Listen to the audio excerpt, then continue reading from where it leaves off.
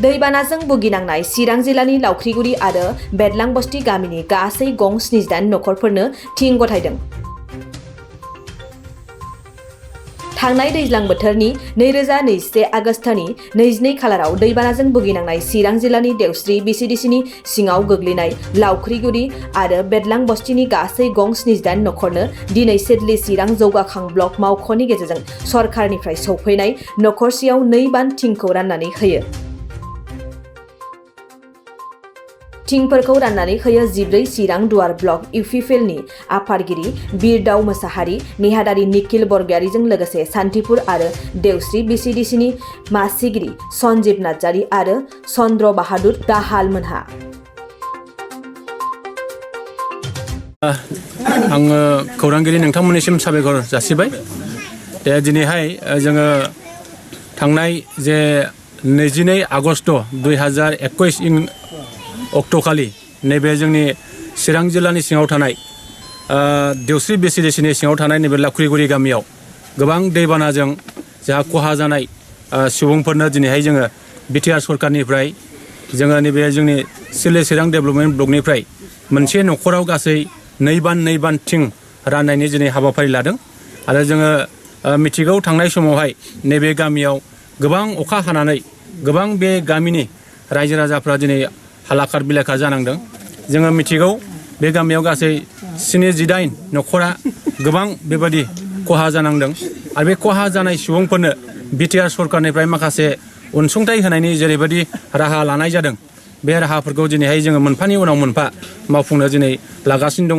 दिनै प्रमाण हिसाबै जोङो नैबे 78 नखरनो जोङो बान मोननै थिं दिनैहाय जोङो रानजेननो आखायाव लादों।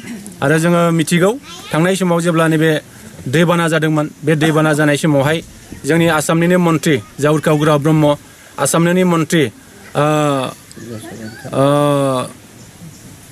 नगेन महन बिथाङा फैनानै नैबे दै लोमजानाय सुबुंफोरनो माखासे रांखान्थिनि बेबस्था, रांखान्थि अनसुंथाइ होनायनि बेबस्था लादोंमोन।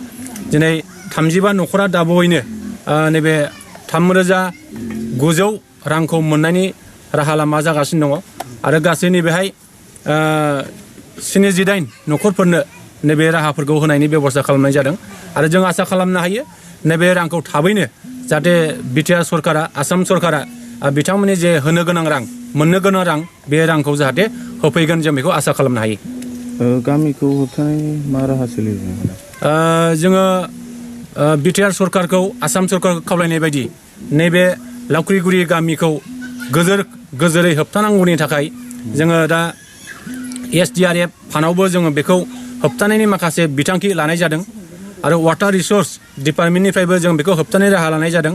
आरो फ्लाड कन्ट्रल डिपार्टमेन्टनिफ्रायबो बेखौ गोजोरै होबथानायनि थाखाय जोङो बे माखासे बिफानारिनि गेजेरजों होबथानायनि माखासे राहाफारिखौ जोङो लागासिनो दङ। आरो जों आसा खालामनो हायो बे खामानिया जुदि जाफुंसार जायोबा नैबे गामिनि रैखाथिया निसय जागोन, जों बेखौ मिजिं खालामनो हायो। जोंनि लावख्रिगुरि गामियाव थांनाय समाव दैबाना जानायनि मुङाव जोंनि नखरफोरखौ सुंथानो थाखाय दिनै थिं बान मोननै नखरसेयाव रानफैदों। बेखौ जों जोबोद गोजोननाय मोन्दों।